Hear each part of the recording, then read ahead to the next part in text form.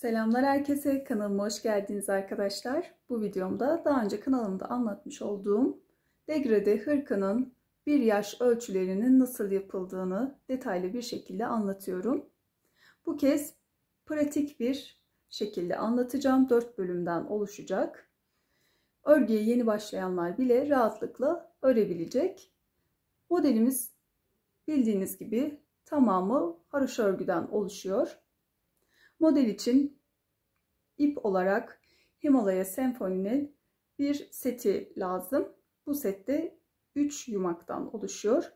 6 adet düğme, 1 adet de dilerseniz pompon gerekli. Başlık kısmında kullanıyoruz. Bu şekilde bir peluş pompon. Bunu kullanmak istemezseniz iplerden artarsa onunla da bir pompon hazırlayarak kullanabilirsiniz veya pomponsuz da modeli kullanabilirsiniz. Şiş numaramız ise 4. Modelimizin sadece kollarında dikiş var. Başlık bölümü dikişsiz. Ölçülerine bakalım. Şöyle yakadan itibaren ölçüyorum. Boy 32 santim.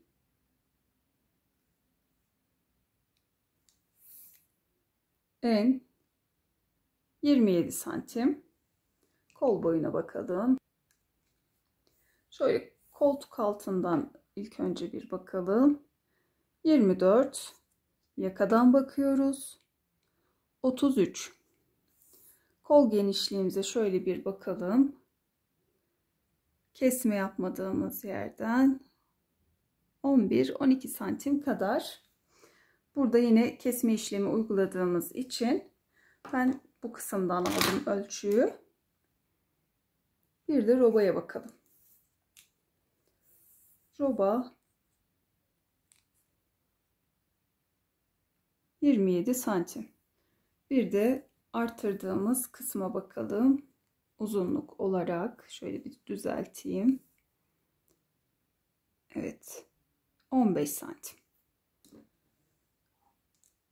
Yakamızın genişliği de şöyle 17 santim. Başlığın ölçülerini de video içerisinde veriyorum. Detaylı bir şekilde bu modeli anlattım. Umarım sizlere yardımcı olacaktır. Sizler için degrade hırka videosunu güncelledim. Umarım memnun kalırsınız. Şimdi yapımına geçelim.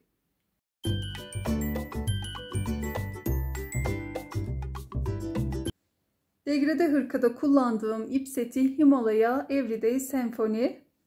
Eğer bu renk tonlarını sevdiyseniz renk numarası 71012, şiş numaramız ise 4. Modeli 4 adımda kolayca uygulayacağız. Pratik bir şekilde hırkamızı tamamlayacağız. Modelin başlık kısmında açık renk ipi kullanıyoruz. Orta kısımda renk geçişli ipi, sonunda ise koyu renk ipi kullanıp modelimizi tamamlıyoruz. Birinci adımla modelimize başlayalım. Kullandığım ip gördüğünüz gibi çok katlı, 6 kattan oluşan bir ip. Eğer siz bu iple örmek istemiyorsanız ince bir bebe yünü kullanarak yine dilediğiniz renklerde 2 kat şeklinde örebilirsiniz. Modele 80 ilmek atarak başlıyoruz. Klasik ilmek atma tekniğiyle.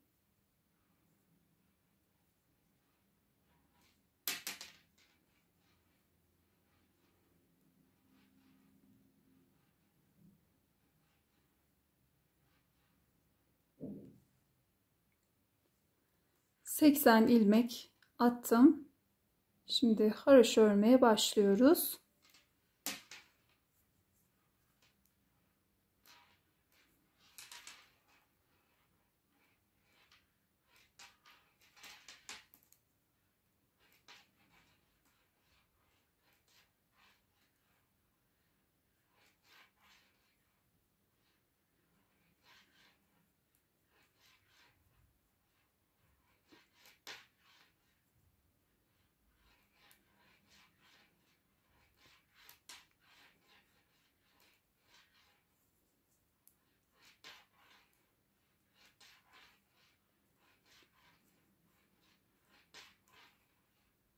Bu şekilde örerek sırayı tamamlayalım.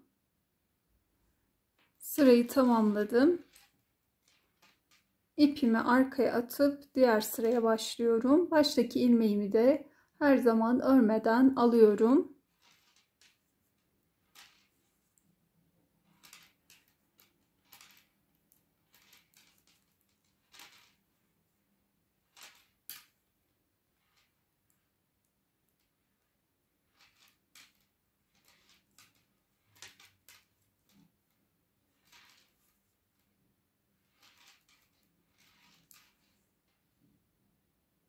Bu sırayı da tamamladım. Yine aynı şekilde diğer sıraya geçiyorum. İpimi arkaya atıp baştaki ilmeğimi örmeden alıyorum. Örgüme devam ediyorum.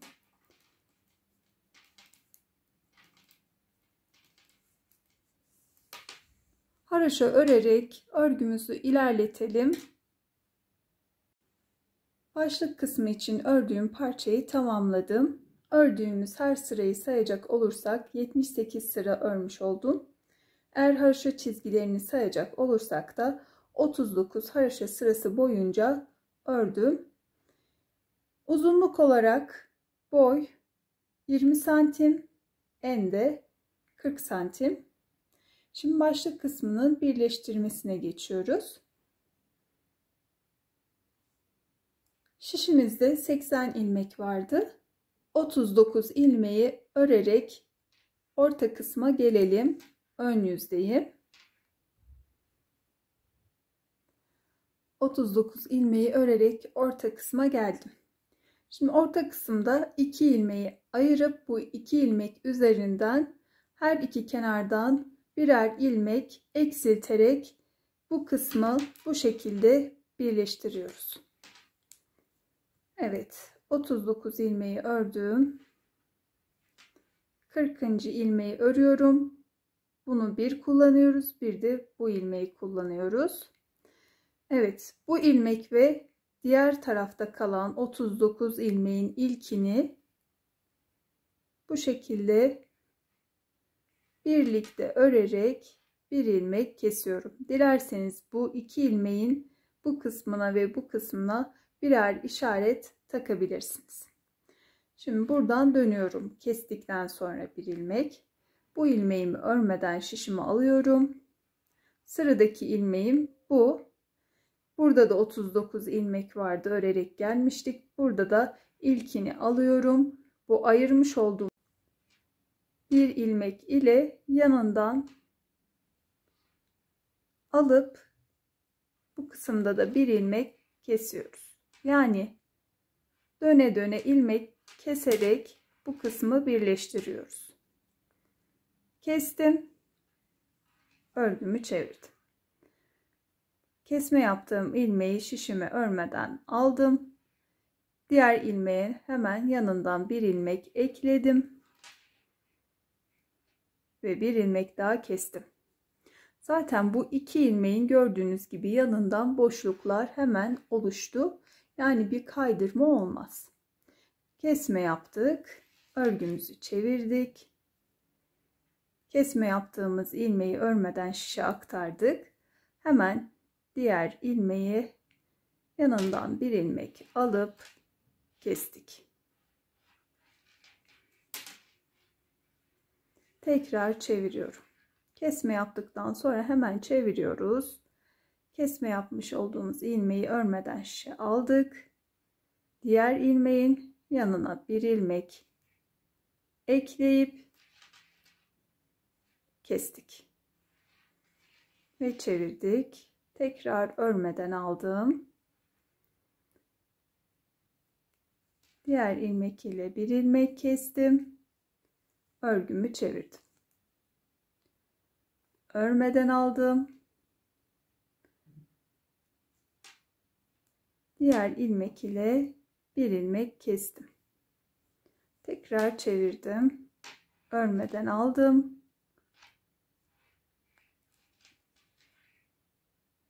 Bir ilmek kestim. Çevirdim.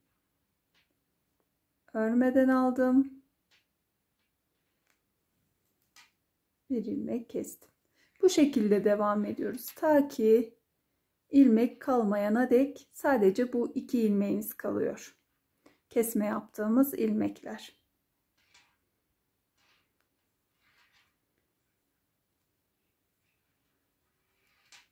Şöyle bu ilmeği de keselim. Oluşan görüntüye bir bakalım. Şöyle bir de görüntü elde ediyoruz. Oldukça muntazam bir görüntü.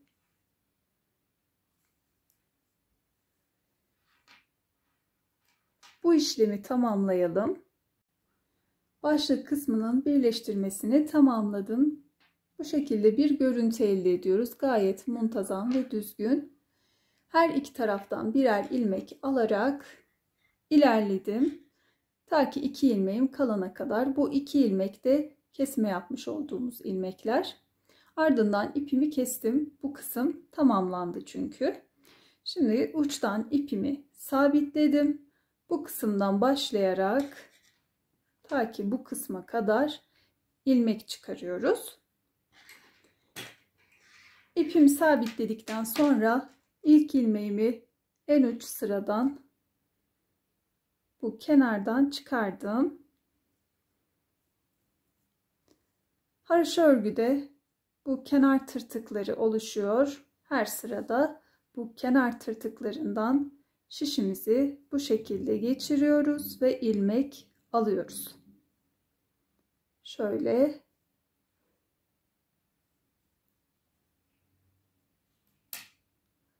bu işlemi sırayla tüm kenarlara yapacağız. İlmeğimi aldım. Bu tırtığa şişimi geçiriyorum. Ardından ilmeğimi alıyorum. Şişimi geçirdim. İlmeğimi aldım. Eğer şiş ile zorlanır iseniz bir tığ yardımı ile de ilmeği çıkarabilirsiniz. Yine buradaki tırtık kısmına tığımı geçiriyorum. İlmeğimi alıyorum. Şişime aktarıyorum. Bu şekilde de yapabilirsiniz. Hangisi kolayınıza geliyor ise öyle ilmeklerinizi çıkarın. Şimdi bu kısmı tamamlayalım. Bu 2 ilmeğe kadar. 2 ilmeğe kadar bu kenardan 39 ilmek çıkardım. Evet, bu ilmeğimi de örüyorum. İpimi burada bağlıyorum. Bu ilmeği örünce 40 oldu. Bunu da örüyorum. 41. Şimdi aynı işlemi tekrarlayarak 39 ilmekte bu kenardan çıkardığımızda toplam sayımız 80 oluyor. Başlangıç sayımızdaki gibi 80 ilmeğe tamamlayalım. İlmek çıkarma işlemini tamamladım. Şimdi bu kısımdan geriye dönüyorum ve tüm ilmeklerimi haroşa örmeye devam ediyorum.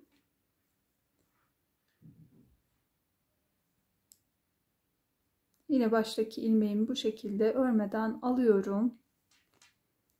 Sıra başlarında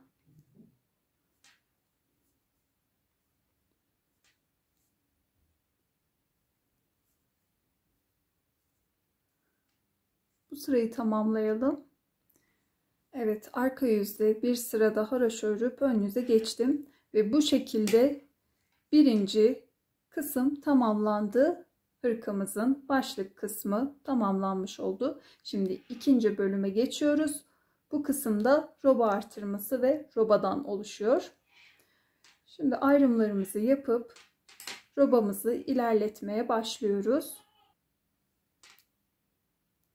Sol ön için 17 ilmek örüyoruz. 1 2 3 4 5 6 7 8 9 10 11 12 13 14 15 16 17 17 ilmek ördüm. Şimdi 2 artırma ilmeğimiz var. Yani bu 2 artırma ilmeğinin sağından ve solundan artırmalarımızı yapıyoruz. Her ön yüzde. Dilerseniz bu kısma işaret takabilirsiniz. Kaydırma olmaması için. 17 ilmeği ördüm. Bu şekilde bir gizli artırma yapıyorum. Sonrasında 2 artırma ilmeğinin birini ördüm. Kaydırma olmasın diye bu kısma bir işaret takıyorum. Bu şekilde. Diğer ilmeğini örüyorum. 2 ilmekten oluşuyordu artırma kısmı. Ardından diğer yanından artırıyorum. Şimdi kol için 8 ilmek örüyoruz. 1, 2, 3, 4, 5, 6, 7, 8. 8 ilmek ördüm. Tekrar artırma yapıyorum. 2 artırma ilmeğinin ilkini ördüm. Ve bu kısma da bir işaret takıyorum. İkinci ilmeğini örüyorum. Sonrasında artırmamı yapıyorum. Arka ayrım için 22 ilmek örüyoruz. 1, 2, 3, 4, 5, 6, 7, 8, 9, 10, 11, 12, 13, 14, 15, 16, 17, 18, 19, 20, 21, 22. 22 ilmeği ördüm. Tekrar artırmamı yapıyorum. Bir artırma ilmeğini ördüm. Yine bir işaret taktım. İkinci artırma ilmeğimi ördüm ve artırmamı yaptım. Kol için 8 ilmek örüyorum. 3, 4, 5, 6, 7, 8. Artırmamı yapıyorum. Bir artırma ilmeğini ördüm. İşaret taktım. Diğer artırma ilmeğini ördüm. Ve artırmamı yaptım. Kalan ilmeklerim 17 ilmek. Bunu da sağ ön için örüyorum. Ayrım sırasını tamamlamış oluyorum.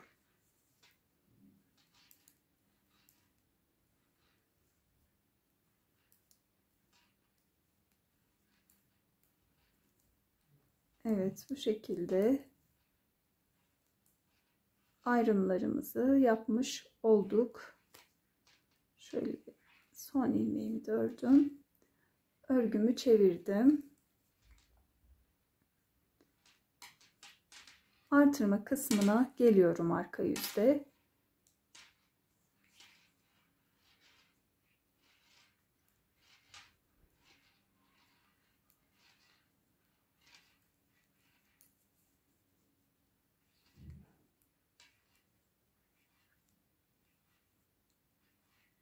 Evet, artırdığımız ilmeğe geldim.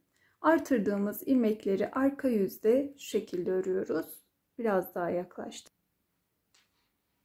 Bu şekilde çapraz duruyor ilmeğimiz. Yine şişimizde alttan, ilmeğin altından bu şekilde çapraz geçiriyoruz ve örüyoruz. Artırma ilmeğini ördüm. İşareti aktardım. Tekrar ikinci artırma ilmeğini ördüm. Diğer artırdığım ilmeğe geldim. Bunu da yine aynı şekilde buradan şişimi bu şekilde çapraz geçiriyorum ilmeğe ve örüyorum. Tekrar göstermek istiyorum. İyice anlaşılır olması için diğer artırma ilmeğine gelelim.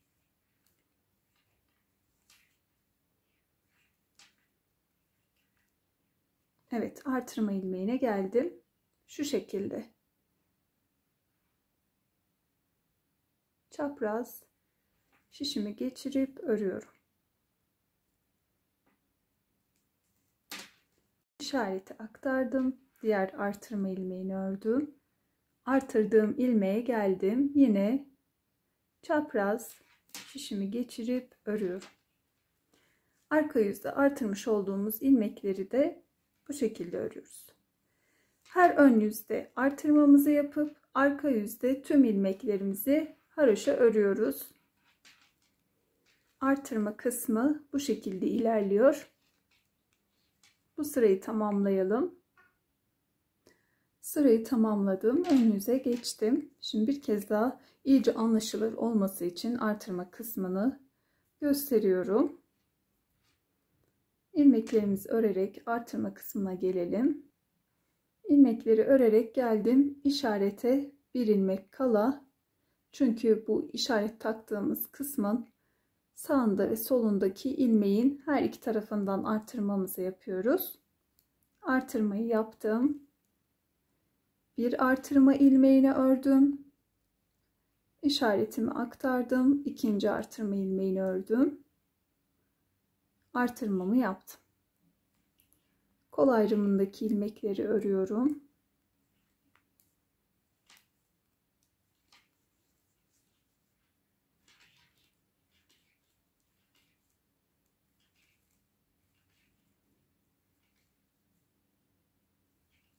Yine bu kısma da bir ilmek kala ördüm. Artırmamı yaptım. Bir ilmeğimi örüyorum. Sonrasında işaretimi aktarıp diğer ilmeği ördüm. Artırmamı yaptım. Arka ayrımdaki ilmekleri örüyorum. Artırma kısmına geldim. Artırmamı yaptım. Bir artırma ilmeğini ördüm. İşareti aktardım. İkinci artırma ilmeğini örüyorum. Artırmamı yapıyorum. Kol ayrımındaki ilmekleri örüyorum.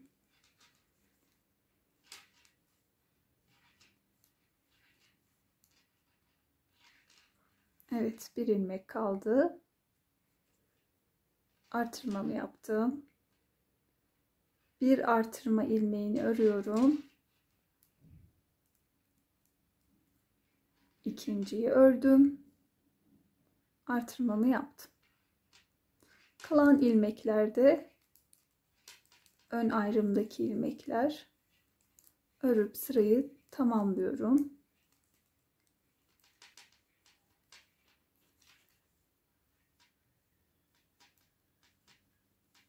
Artırmalarımızı her ön yüzde bu şekilde yapıyoruz.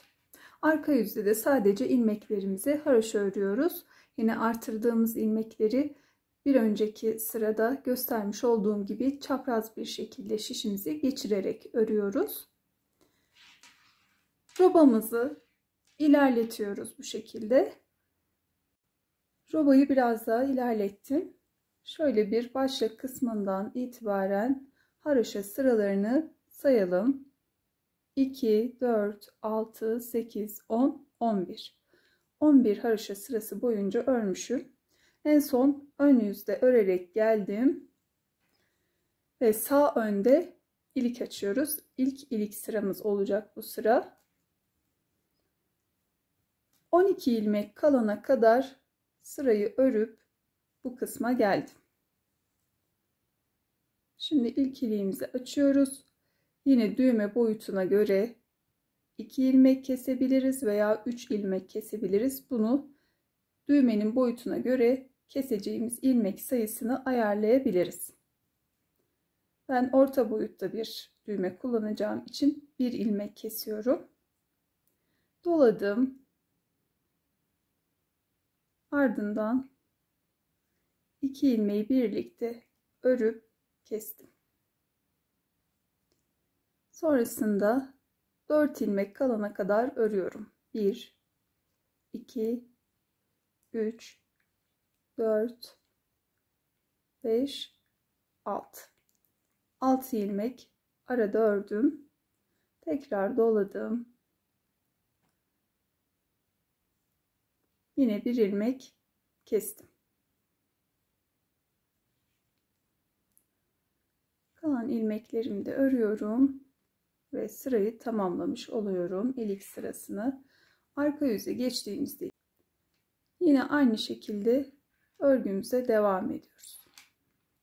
Dolamış olduğumuz ilmekleri de yine bu şekilde örüyoruz.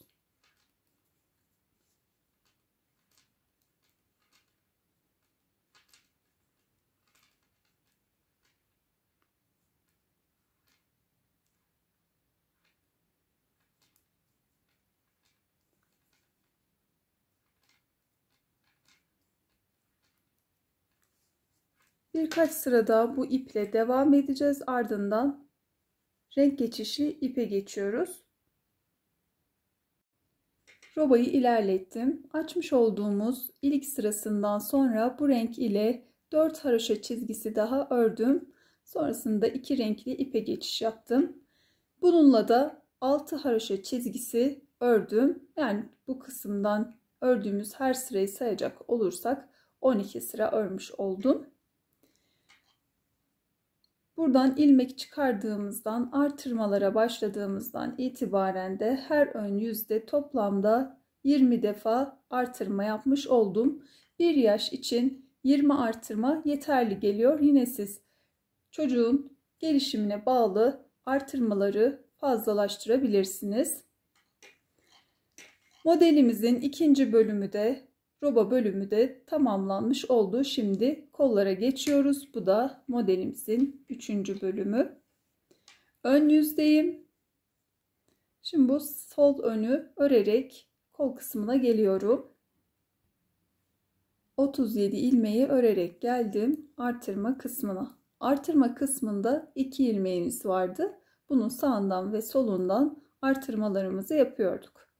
Bu 2 ilmeğin birini ön ayrıma, diğerini de kol ayrımına bırakıyoruz. Birini ördüm, bu ayrıma bıraktım. Diğerini de şimdi kola bırakıyorum. Bu kenarda da aynı işlemi uygulayacağız. Şimdi buradan örerek sadece koldaki ilmeklere devam edelim.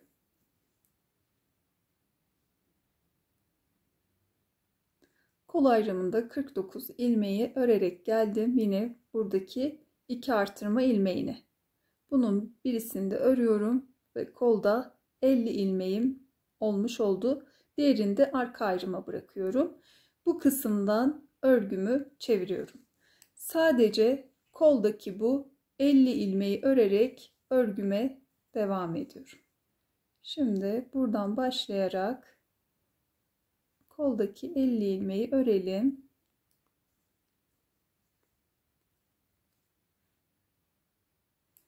İlmeği arka yüzde örerek geldim. Şimdi bu kısımda da yine aynı şekilde örgümü çeviriyorum. Ön yüzden sadece koldaki ilmekleri örerek devam ediyorum. Burada da sıra sonuna geldiğimde yine aynı şekilde bu kısımdan örgümü çevirip arka yüzü örerek kola devam edelim. Bu 2 renkli iple biraz öreceğiz. Sonrasında koyu renk ipe geçiyoruz. Kol bölümünde 2 renkli iple ördüğüm kısmı ilerlettim.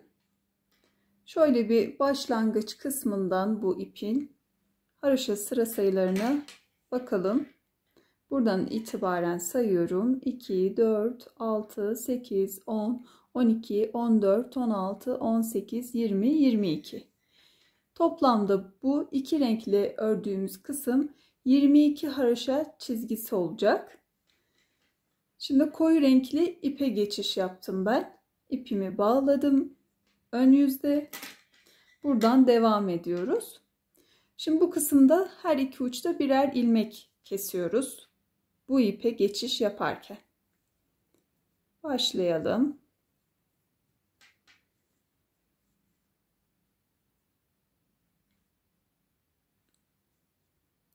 Yine baştaki ilmeğimi örmeden aldım. Sıradaki 2 ilmeği birlikte örerek bu kenarda bir ilmek kesiyorum. Örgüme devam ediyorum. Ta ki diğer uçta 3 ilmeğim kalana kadar.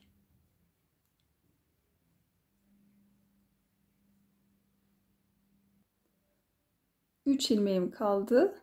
Sıra sonunda ilk ikisini birlikte örerek bu kısımda da bir ilmek kesiyorum. Kalan bir ilmeğimi de örüp sırayı tamamladım. Şimdi bu koyu renk ile birkaç sıra daha örüp örgümüzü ilerletelim. Sonrasında yine bir kesme işlemi uyguluyoruz. Koyu renk ile 10 haroşa çizgisi ördüm. Şu şekilde sayalım. 2, 4, 6, 8. Şimdi yine her iki uçta birer ilmek eksiltiyoruz.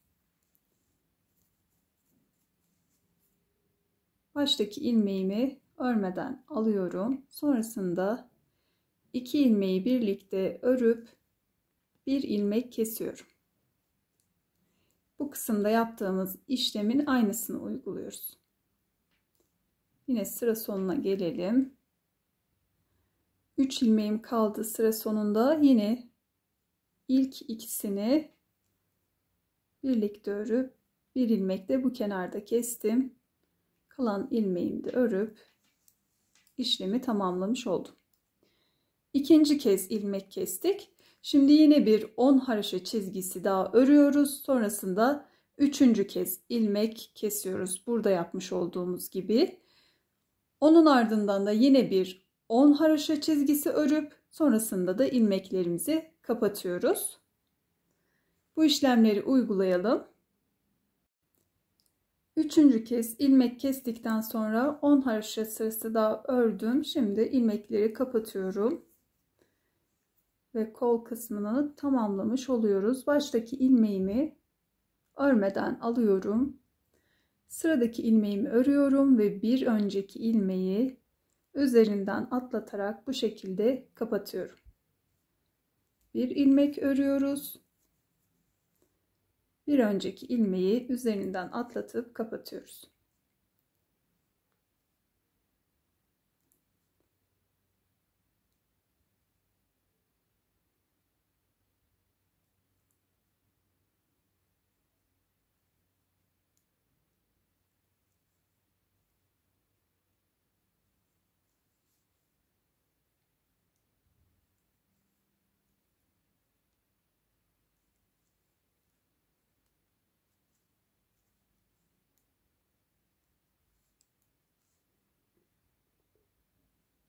Koldaki ilmekleri kapattım.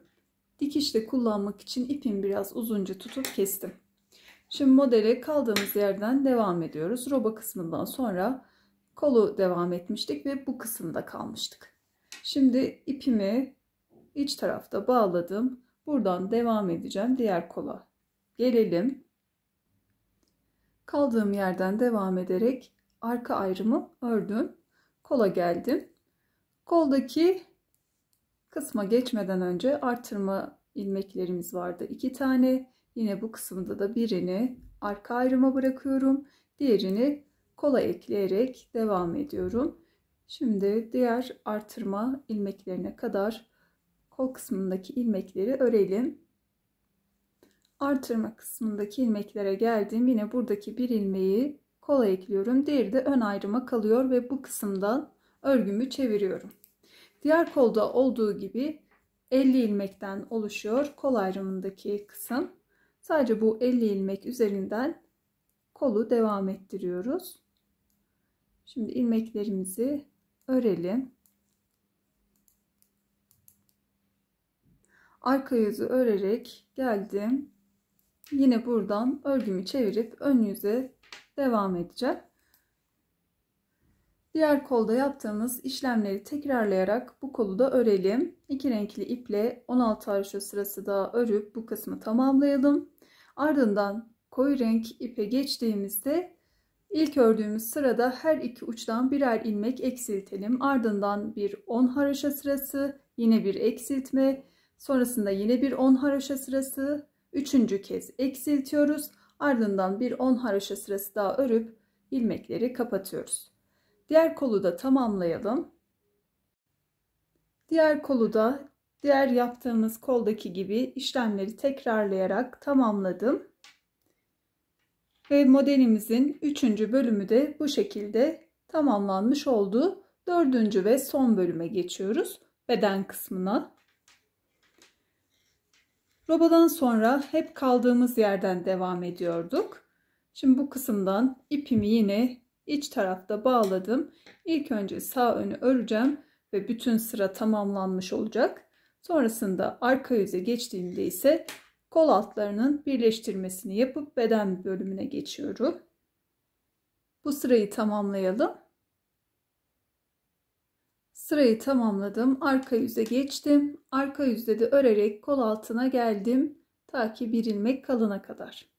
Şimdi bu bir ilmekle diğer taraftan bir ilmeği birlikte örerek kol altını birleştiriyoruz. Evet, karşılıklı iki ilmeği aldık ve birlikte örüp kol altını birleştirmiş oluyoruz. Diğer kol altına gelelim. Aynı şekilde bir ilmek kalana kadar ördüm. Şimdi yine diğer taraftan bir ilmeği de alıyorum. Yine iki ilmeği birlikte örerek bu kol altını da birleştiriyorum. Bu şekilde kolay bir birleştirme yapıyoruz. Ve örgümüze devam ediyoruz. Arka yüzdeki bu sırayı tamamlayalım. Ön yüze geçelim. Ön yüze geçtim. Şimdi sadece artık buradaki ilmekleri örerek beden kısmını tamamlıyoruz. Şişte toplamda 138 ilmeğimiz var. Şimdi bu iki renkli iple kolda yaptığımız gibi 22 haroşa çizgisi oluncaya dek örüyoruz. Sonrasında koyu renk ipe geçiyoruz ve bu iple de 30 haroşa çizgisi olana dek örüyoruz. İlk açtığımız ilik sırasından sonra da 14 haroşa çizgisi olana kadar örüp ikinci ilik sıramızı, sonrasında yine bir 14 haroşa çizgisi, sonrasında da üçüncü ve son ilik sıramızı açıp tamamlıyoruz. Şöyle bir sayalım. 2, 4, 6, 8, 10, 11 sıra örmüşüz. Bu çizgileri sayıyorum. Bir 3 sıra daha ördüğümüzde ikinci ilik sıramızı açıyoruz. Bu sıralamayı devam ettirerek modelimizi tamamlayalım. Ardından dikiş kısmına geçelim. Modelin beden kısmını da tamamladım. Şimdi kolların dikiş kısmına geçiyoruz. Kolları ördükten sonra bitişte ipimizi biraz uzunca tutup kesmiştik. Bunu da dikişte kullanmak için. Şimdi ilk önce şu iki ucu birleştiriyoruz.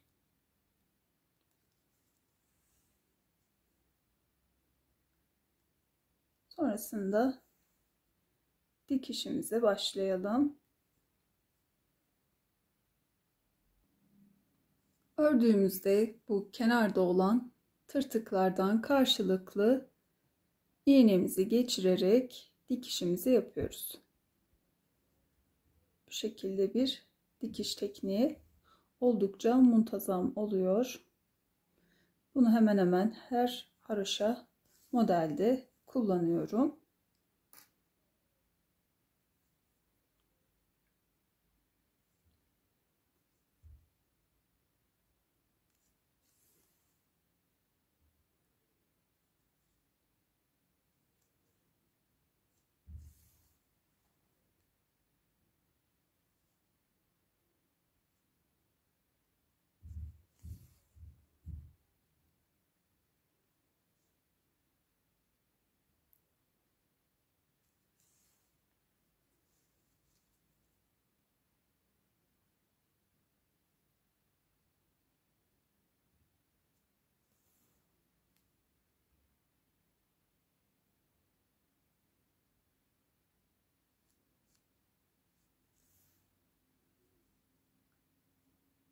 Dikişimiz ilerledikçe bu şekilde ipinden çekerek buradaki sıkılığı, gevşekliği her zaman ayarlayalım.